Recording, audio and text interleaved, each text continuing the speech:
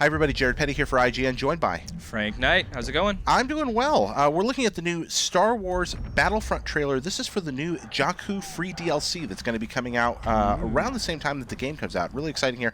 Looking at the surface of the planet Jakku. Frank, what do we know about Jakku? So first off, we know that Jakku is kind of like Tatooine was in the first movies. It's this kind of desert backworld planet, the tail end of the galaxy. Nobody would ever want to be there. Yep. Except for apparently now there's a massive important battle there. Right. It happens about 1 year after the Battle of Endor. We know some of this from some of the Star Wars novels that have come out and also little leaks here and there. And the Battle of Jakku appears to be kind of a last stand by the Empire where they try to pull rebel forces into a decisive battle. And it doesn't work out for them quite like they'd hoped it would. Yeah, it looks like this is kind of like the last battle that happens before the galaxy kind of locks into this two systems where there's the new Republic and there's some kind of Empire. Imperial remnant maybe. Exactly. And we're still learning about how that works. Yeah, but neither organization just completely goes away after Endor. A lot of us assumed, like, after Return of the Jedi, it was gone. It's all, Princess Leia running the galaxy, but apparently not.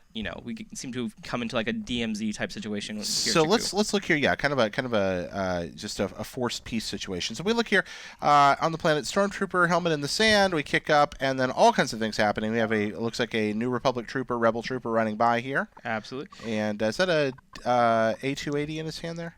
Yeah, it's our standard Rebel blaster that we see at the very beginning of A New Hope when Vader takes over. Then we see a X-Wing fighter here, followed by TIE interceptors that take it out. Just out-piecing it. Yeah, and then looking up in the sky in the background, you can make out all kinds of profiles of Imperial Star Destroyers, and not just Star Destroyers, but in a second we're also going to see... Well, before we get to those... Yeah, before we look at the little shadows, let's see the forest of the trees here and look at AT-ATs on sand, on the ground, massive battle going on.